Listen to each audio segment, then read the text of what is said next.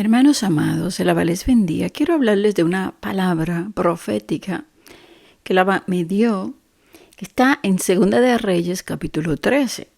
En este capítulo dice que en el año 23, dice que el rey Joacás comenzó a reinar, pero hizo lo malo delante de Elohim y se encendió el furor de Elohim contra Israel y lo entregó en mano del rey de Siria, de la misma manera que se va a encender su furor y lo va a entregar en mano de un enemigo, del antimesías.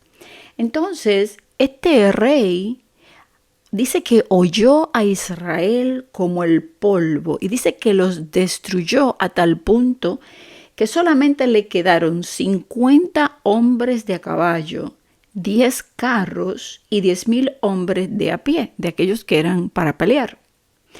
Este perverso rey líder que tenían, o presidente o gobernante, en ese tiempo, oró a Elohim y él lo oyó, pero no por él, sino porque miró la aflicción tan grande de Israel, porque el rey de Siria los estaba afligiendo. Para que vean la misericordia del Abba, cómo él se aflige cuando ve a su pueblo que ya pereció su fuerza. Cuando el pueblo se le destruyan todas sus fortalezas y es que ellos van a ir a llorar al Abba y entonces él los salvará. Así va a pasar en el fin de los tiempos. Aquí hay una clara referencia, una palabra profética. Vamos a leer lo que dice el Salmo 39:11. Con castigos por el pecado corriges al hombre y deshaces como polilla lo más estimado de él. O sea, toda su fuerza, todo en lo que él confía, todo lo que él quiere, se lo destruye.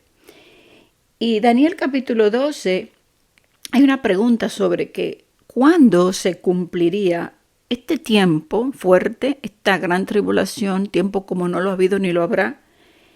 Y que ¿cuándo terminaría? Y en el verso 7 dice que responde el varón vestido de lino que levantó ambas manos hacia el cielo e hizo un juramento solemne por aquel que vive para siempre, diciendo, durará por un tiempo, 1 año, tiempos, 2 años y medio tiempo, medio año, 3 años y medio, 42 meses, 1260 días, que va de acuerdo con Revelaciones capítulo 11, 12, 13, Daniel 7 y también aquí Daniel 12 y también Daniel 9. Entonces, cuando finalmente, mire lo que dice, cuando finalmente termine el quebrantamiento del pueblo santo, todas estas cosas habrán sucedido. El punto es llevar a su pueblo al quebrantamiento, para que le busque. En el verso 5 dice, y dio Elohim salvador a Israel.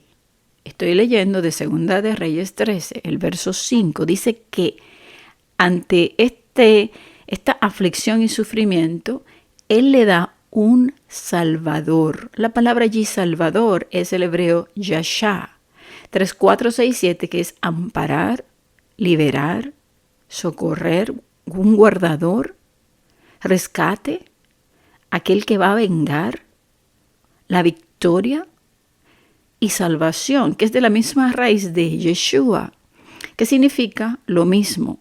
Nuestro único socorro y salvador, el que nos redime, nos rescata y nos libera de la muerte eterna a través de su mano, su diestra y su pacto nuevo, que es la Torá, la ley en la mente y en el corazón.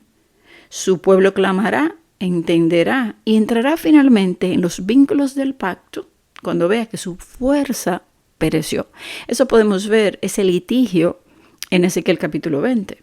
En Deuteronomio 32, 36, que nos habla del día de la venganza, en el verso 35 dice, mía es la venganza y la retribución. A su tiempo su pie resbalará, porque el día de su aflicción está cercano, el día de la prueba, el día de la aflicción, el día de la tribulación, y lo que está preparado se apresura.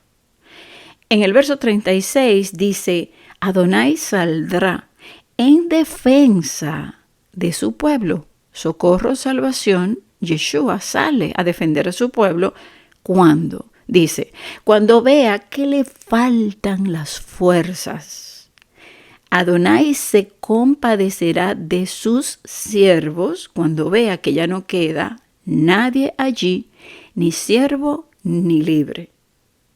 Otro punto a tocar que me llamó la atención en Segunda de Reyes capítulo 13 era cómo Israel y Judá se peleaban en guerra. O sea, siendo una familia, estaban divididos en odio y se esforzaban por pelear, siendo hermanos.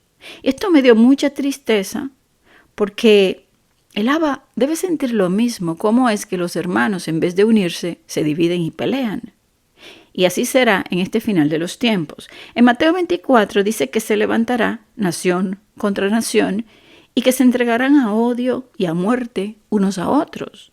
En Mateo 10, verso 21 dice, el hermano entregará a la muerte al hermano y el padre al hijo. Y los hijos se levantarán contra los padres y los harán morir. Esto es de mucha tristeza al Abba. Por eso Él va a interceder, porque dice que si no lo haría, si no acortaría ese tiempo, dice que nadie se salvaría. Y eso lo podemos leer en Mateo 24, en el verso 21 al 22. Entonces, el verso 5 dice que cuando manda el Salvador a Israel, entonces los hijos de Israel habitaron como antes en sus tiendas, en sus Sukkot. Y aquí nos está hablando de un tiempo final, de fiesta de tabernáculos, ¿verdad? Donde habla de el reino y vamos a habitar como un pueblo, como antes, ¿verdad? Haciendo esta referencia. Aquí hay otro punto importante. Si bien Él los ayudó porque se afligieron y en su dolor el Abba se aflige también, ellos no se apartaron de sus pecados. Ahí lo dice. Dice que de los pecados de la casa de Jeroboam y que también tenían la imagen de Acera en Samaria. Está hablando de casa de Israel, tribus del norte. La imagen de Acera era un árbol muy similar a lo que vemos hoy, que plantan el árbol, que lo ponen los arbolitos, ¿verdad? Entonces, cuando Elohim interceda una vez más, porque su pueblo va a estar afligido, va a haber destrucción, pereció su fuerza, estarán llorando, dice que todavía van a tener sus idolatrías. Todo lo que tienen hoy, todavía lo van a tener. Esto habla de la gran misericordia de Elohim. Entonces aquí mire lo que dice en el verso 23, que confirma todo esto. Dice, mas Adonai tuvo misericordia de ellos y se compadeció de ellos y los miró. Y dice que los miró cuando lloraron a causa de su pacto con Abraham, Isaac y Jacob, y no quiso destruirlos ni echarlos de delante de su presencia hasta hoy. Esto dice mucho. La misericordia va a accionar por la fidelidad del pacto, por la promesa Abraham, Isaac y Jacob, porque Él dijo que lo que sale de su boca, Él lo cumple, no depende de nosotros. Entonces, esto a mí realmente me impactó mucho porque es una confirmación de la misericordia de Él. Y otra cosa es que en ese tiempo era los tiempos de Eliseo. El pueblo no creyó ni siquiera por los milagros de Eliseo. Yo pensé que Eliseo hubiera hecho cambiar al pueblo lo que no pudo Elías, pero mi sorpresa fue que en el verso 14 habla de que este gran Eliseo enfermó de la enfermedad que murió. Y Joás, el rey de Israel, fue donde él. Este Joás era el hijo de Joacás, el rey malo que encendió la ira de Elohim, por lo cual él lo entregó en manos de este rey que los destruyó. Es claro que el pueblo nunca abandonó su pecado y después de mucha destrucción, Elohim tiene misericordia, los salva por la promesa y los libra. Amados hermanos, esto es tremenda historia que está aquí y cómo la misericordia del Abba sigue accionando hasta el día de hoy y será así siempre. Amén. El Abba les bendiga.